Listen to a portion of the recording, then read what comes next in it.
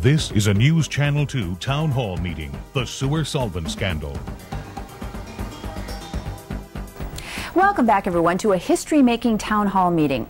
Right now, we're asking the Cedar Rapids City Council how the sewer solvent scandal happened. Now, we've been talking to them. Now, it's time to hear from you. So we'll take your calls live on the air. If you have a comment or a question about the scandal, give us a call. The number at News Channel 2 is 395-7686. As a matter of fact, we have a caller on the air right now, so please go ahead. What's your name? I'm a citizen, and my question is this. In today's Gazette on page 8C, there's over $3 million of legal expenditures of the city of Cedar Rapids. 117 of those are for more than $1,000. How many of those have the item or service for which the money was paid? Not one. Almost $3 million. Which council member is responsible for supervising this, and will it change? Gentlemen? I'll take a stab at it. I guess I'm not real clear on the question. The city clerk publishes in the newspaper 2 weeks after the council meeting, or rather 1 week later, what the expenditures that were approved the week previous to that by the city council. We have over 1,400 claims that are approved each week. Originally, when this all came about, the city council was following state guidelines as far as taking quotes and bids for projects. All projects over $25,000 were under sealed bids, and any operational expenses were to be purchased by the department head with the approval of the commissioner. Since that time, we have required all purchases, both operations and for improvements, equipment, cars, computers, whatever, any expenditures over $5,000 to be approved by city council resolution. Between $1,000 and $5,000 to be approved by the commissioner in charge, so that we have tightened the review of every purchase. In the past, the council's policies were in accord with the state code, but in order to tighten up after this. Did you say 5,000 or 500?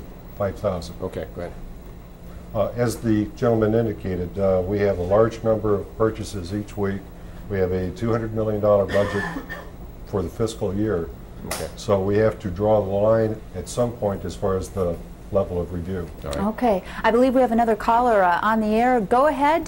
What is your question? Okay, my question is, my name is Sue, and I was just kind of wondering if, by any chance, if you've looked into the other departments of Cedar Rapids and how far you will go back to do this, and if you do this, would you possibly pick, citizens here in Cedar Rapids, or would you pick certain people to go and look into the books to check out to see if there is any wrongdoing from way back, maybe even 10 years? Rather complicated question. I'll take a stab at that, Go ahead. Mayor. I think the council made it clear when this first came out last spring that there were possible allegations of wrongdoing or bribery or kickbacks, and the council acted swiftly the next day by unanimously, through Commissioner Smith and contacts with the DCI, called in a state agency to investigate. We didn't want any consideration of a biased internal probe, so we called in the state agency, and it took over 2,000 man-hours of professional investigators, 7.5 months to investigate this. They have looked into various departments, numerous allegations. They have 22.5 boxes worth of files that they have looked into. They have 3 ongoing investigations at this point.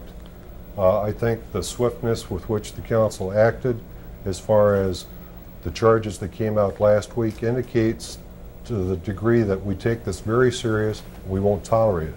And if anything else does come to our attention, I'm sure the council will act just as swiftly. Well, speaking of the council, we need to get responses from everyone. Yes, Dan? I might add on to that I think the questioner asked how far back we were going to look.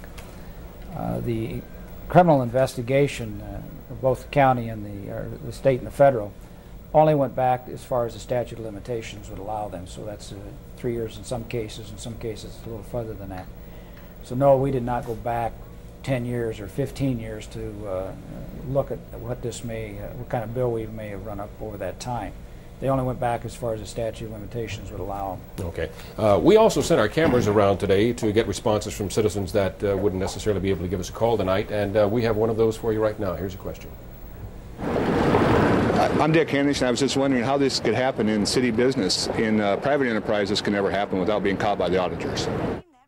Excellent question. And very good question. If this were a private company, what would be happening right now? Heads would be rolling. Dave, why don't we hear from you? What do you think? Well, our company, like this gentleman's company, is based on trust. That you trust your people to do the work correctly and properly. And if they're out to steal from you, they're going to steal from you. Yeah. Why do let's bring it back to banks. Why do banks have embezzlements?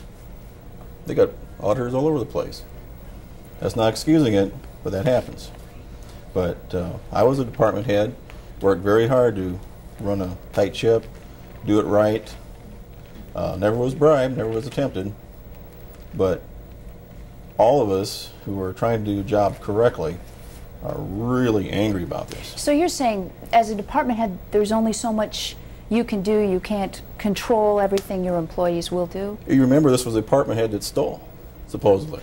True. So then how are these controls going to have a chance of working that we're talking about, that we've got everything under control now? Bob, any set of rules that you set up, if someone is determined to get around it, they will find a way.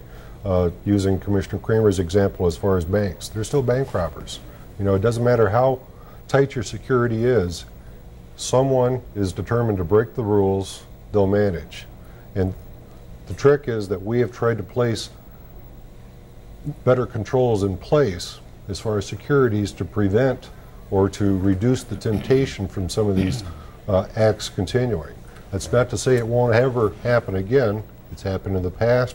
Fortunately, I think the city can be proud that it doesn't happen here very often. Mayor? I'd like to build on to what Lyle just said too, as well, and people may not be aware, but the state auditor's office has also, besides the DCI, been in, looked through all of our records and gave us some recommendations which have already been implemented regarding controls. And I think that's an important part, is that assurance for the community for the future that these things are not going to happen again. State Auditor's Office is a very, very thorough organization and did a very excellent job of pointing out some things that we could do better. So we feel very good about that. Okay. We have to take a break just for a moment, gentlemen. I'll tell you what, we'll be right back with more of your comments coming up in just a moment. Well, regardless of how the corruption originally happened, once the scandal was exposed, the City Council took immediate steps to deal with it. What were those steps? And why did it take a scandal to get precautions against corruption in place? Those answers plus more of your calls as our News Channel 2 Town Hall meeting continues.